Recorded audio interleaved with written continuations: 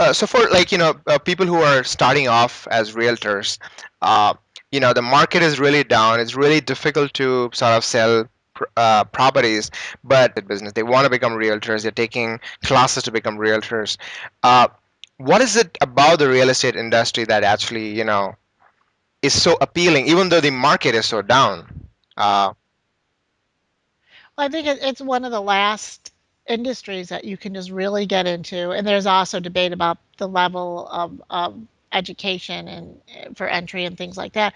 But it's the last of the industries you can really get into, is and start from nothing and achieve uh, the American dream. Is I think the perception. it's a perception, right? Well, it is, and I think it was good, and people, you know,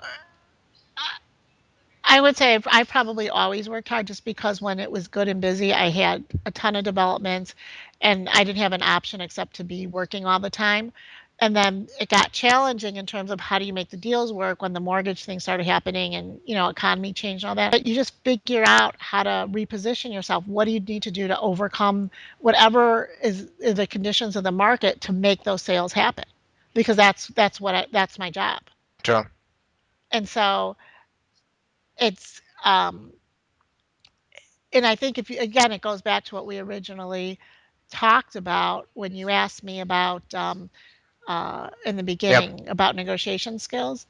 There are just some people are much better off at going to a job where they know what they're making, they know what their benefits are, they know what their hours are, and they know that this is the paycheck they're going to get, and hopefully this is a percentage of raise they're going to get, and if they do certain things correctly and whatever, they'll get um, they'll get a True. promotion or whatever.